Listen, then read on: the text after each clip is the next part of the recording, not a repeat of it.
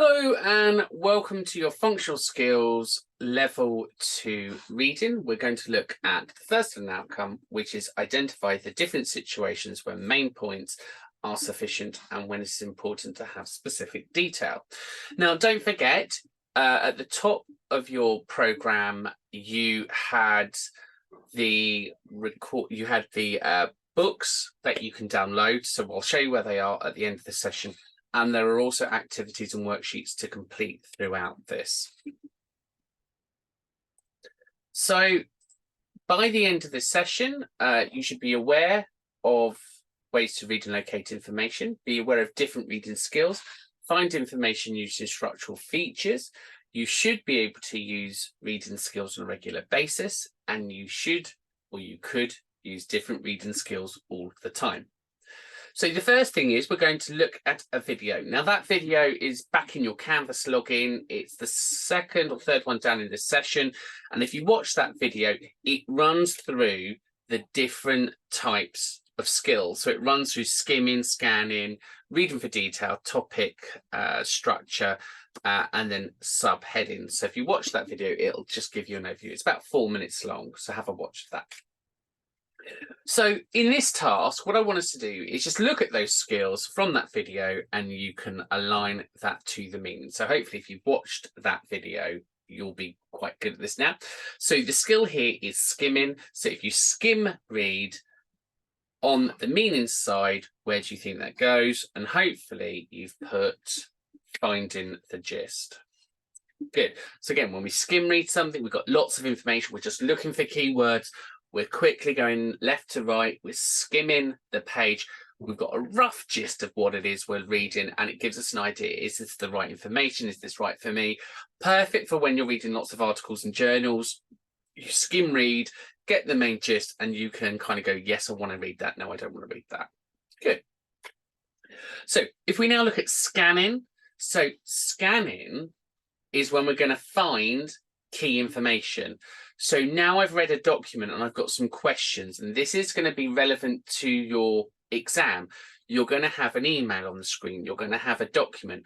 You're going to have a question that says, what's the purpose of this document? You're going to have to scan it to find the key information to be able to answer that. So skim it, get an idea, get a gist of it, then scan it to find that key information. Then what you're going to do is you're going to read it in detail. And when you read it in detail, there you can see you're going to read it slowly and more carefully to really now help that come to life in your mind. You're going to look at the topic sentences. And that's going to tell you what the paragraph is about. It gives you an idea about everything. And then your subheadings are keywords and phrases used to introduce part of the text. Good. So in your exam, you are going to have to be able to read and understand different types of documents. And you can see on here, different types of documents. You're going to have to be able to read articles, letters, emails, reports, extracts from online forums and blogs. So a range of documents there. Now you should know what each document is in its own right. You should understand how they're written and how you can extract the information from those key types of documents. So articles and journals are generally quite lengthy. They're kind of written with a left-hand column and a right-hand column, very factual, very evidence-based, normally charts and graphs in there as well to support what the writer is saying. Letters, normally you've got addresses on the top right-hand corner, maybe left-hand corner as well, so where it's going to and who it's from. You've normally got it in paragraphs, so outlining and then a kind regards and etc. from. Emails tend to be obvious what an email is because it's a computer-based thing, but you can normally see the difference in the style of writing from a letter to an email. Reports, so reports are kind of factual. There may be a table of content on the front. It just runs through lots of things, lots of details in a report. Extracts from online forums. So we're going to be looking at the biasness of them. Where do they come from? Are they opinionated? Are they factual? And then blogs are generally people's personal points of views and about their experiences. So just understanding the different reading types attached to those different styles there.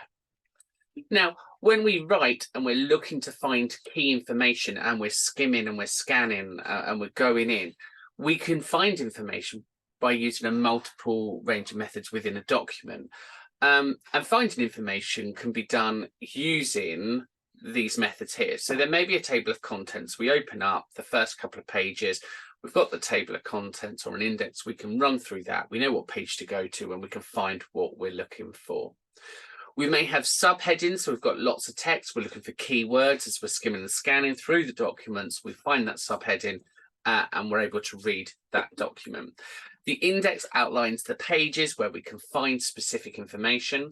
Again, with menus, similar thing. We're able to find the information from a menu. It gives us an idea of where to click or what pages to go on to find information. The glossary is a great tool in a lot of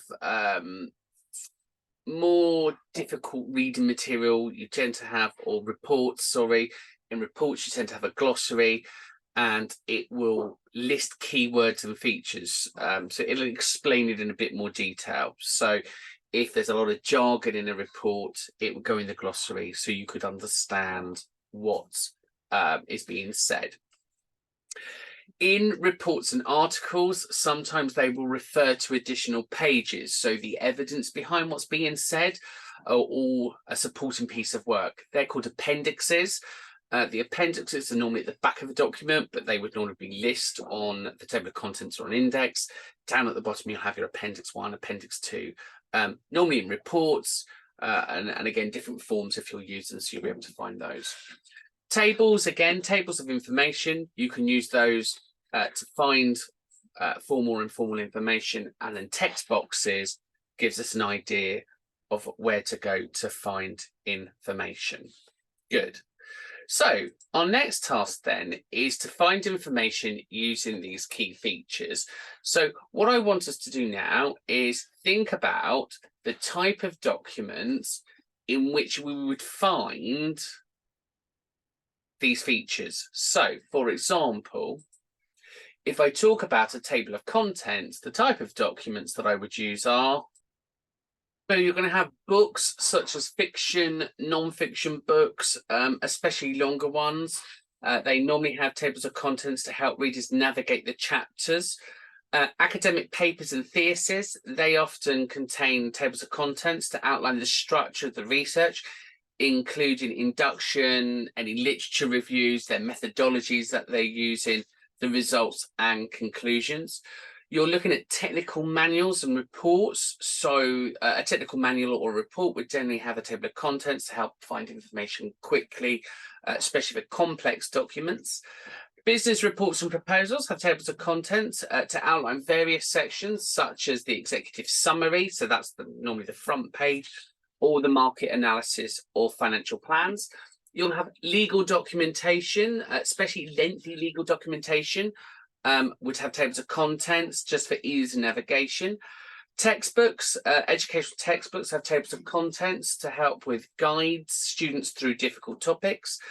Conference and proceedings, so legal write-ups may have table of contents, depends on what was said throughout those sessions.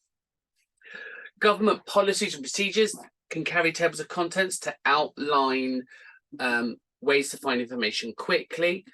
Some journals and magazines may have tables of contents in there, ebooks and online documentations, annual reports, and then instruction manuals. So there's lots of different types of documents that would have tables of contents. So what I want you to do now is think about what type of documents have indexes. So what type of documents have indexes? So you'd be right in thinking very similar to the table of contents. So for example, non-fictional books, especially in the academic and technical world, they will have indexes. Textbooks will have those.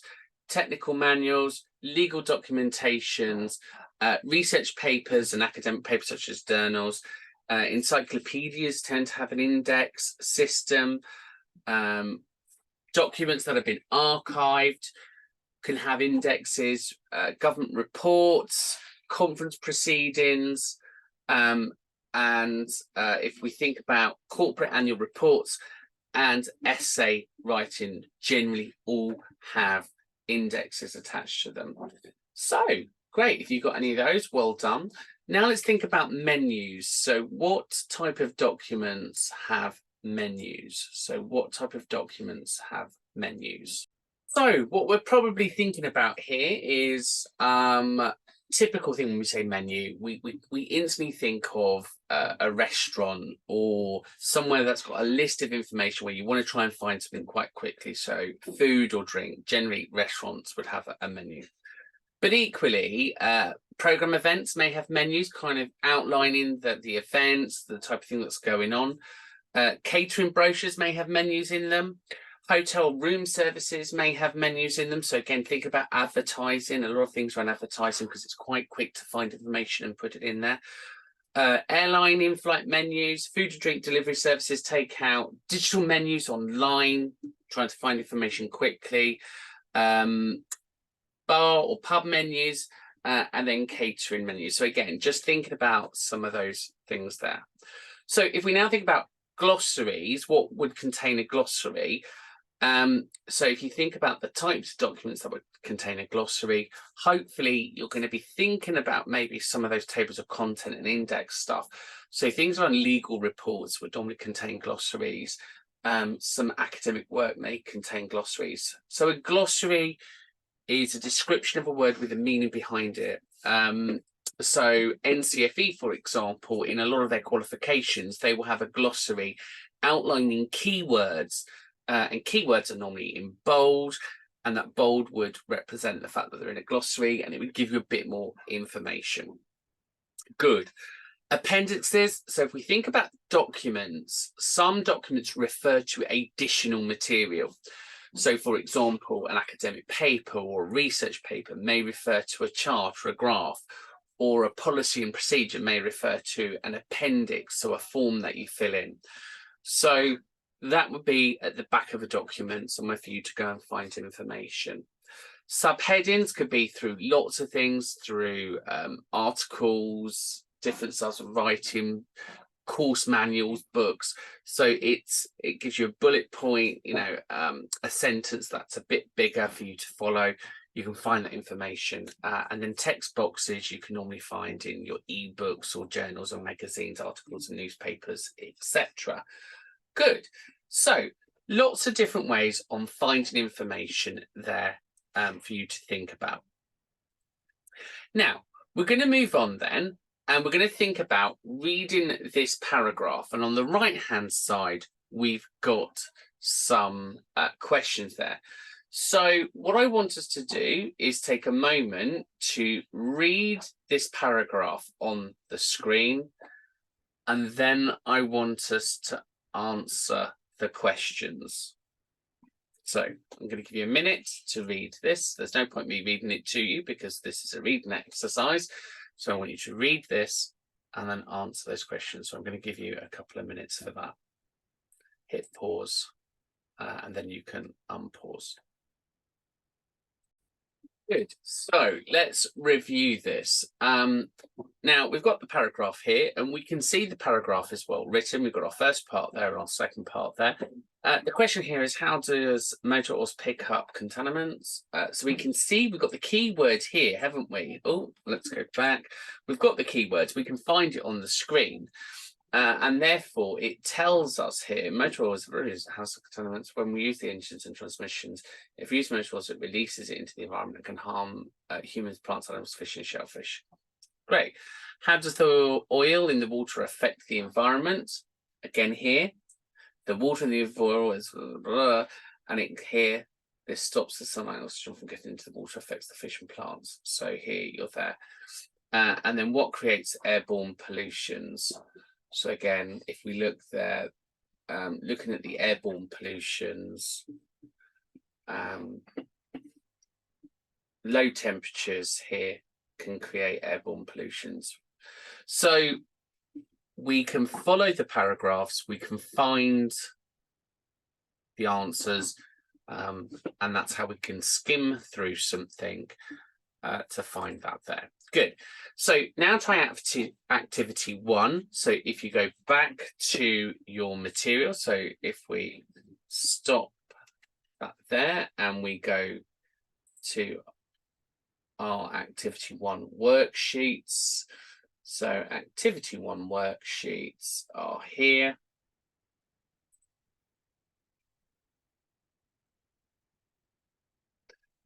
There we go.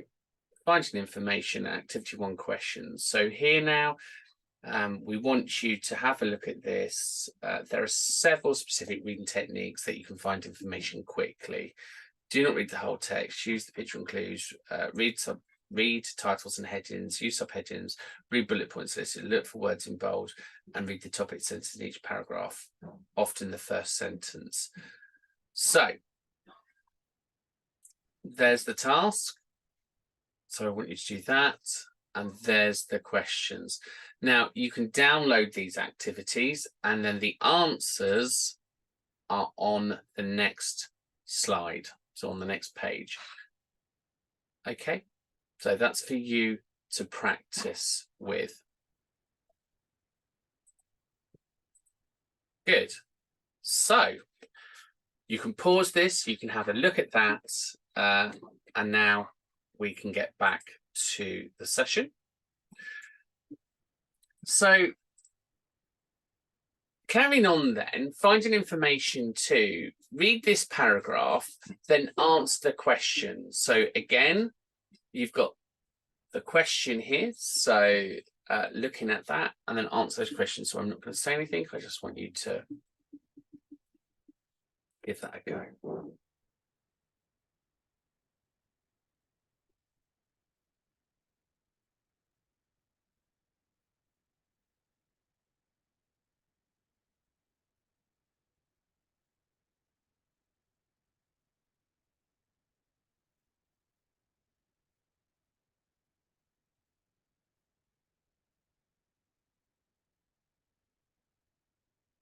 Okay, so let's answer these questions. So this is typical to what the exam's going to look like. So what is the New Street Butchery? So you can see here straight away, the New Street Butchery changed ownership a month ago, and as its name suggests, it focuses on meat. So it's a butcher's shop. Yeah, I think we're okay with that. How does the writer rate the food? So let's have a look.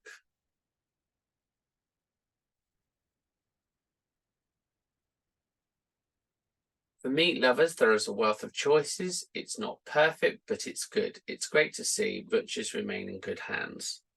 So it's not perfect, but it's good. Okay. And then why is the restaurant no place for vegetarians? And we saw the word vegetarians up here. The focus is on meat. Okay. So then there's no place for vegetarians. So we can see that quite quickly. Good. So I now want you to stop the video, go back to your canvas, and now try activity 2. So we can go to activity 2.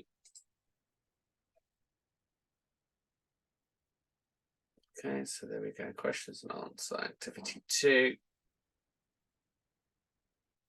Just loading, bear with me.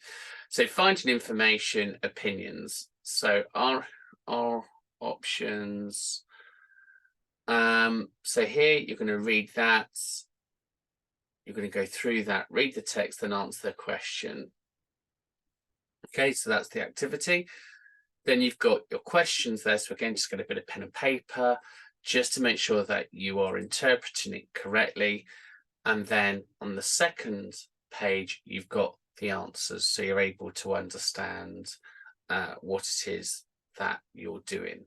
Okay, so the answers are there, but please don't cheat, because obviously if you cheat, it's going to be harder on you to understand, especially in the exam. Okay, lovely.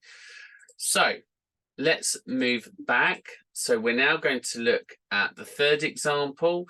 So here we're going to find some more information, read paragraph 3, then answer the question. And here, why were the firefighters called out?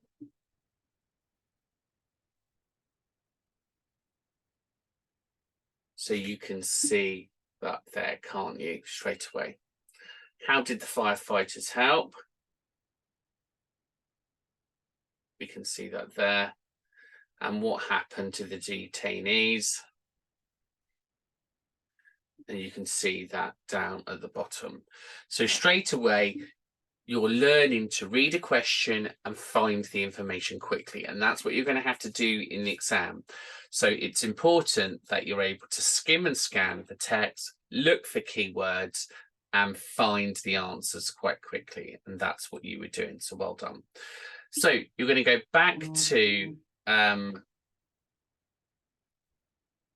task, back to your activities in Canvas, and you're now going to look at finding information activity 3.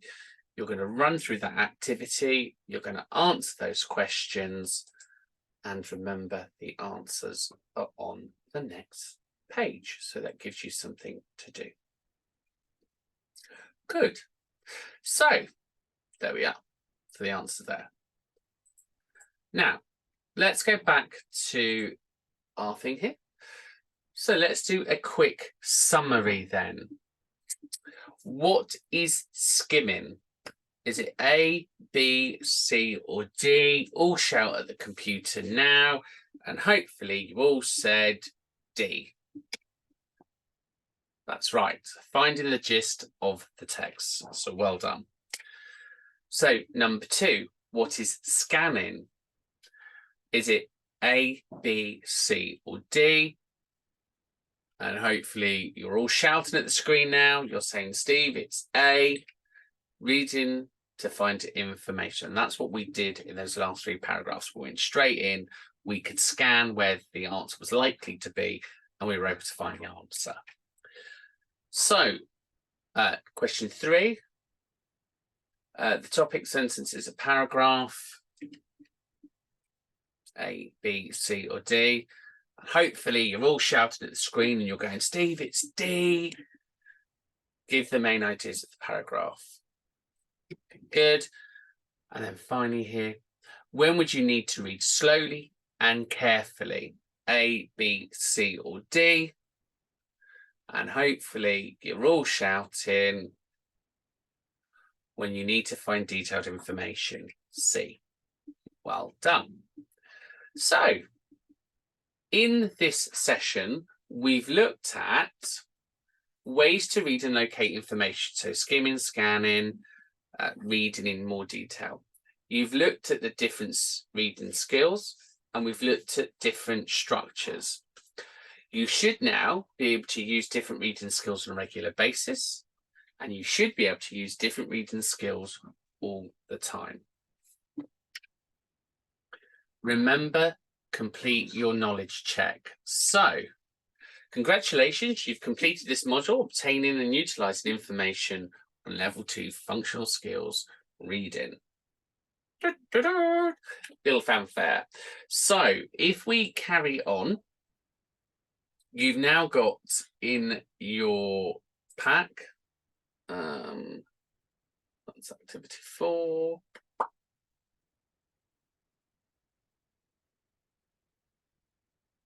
And let's go back. Let's go down. Oh, we're on session 11.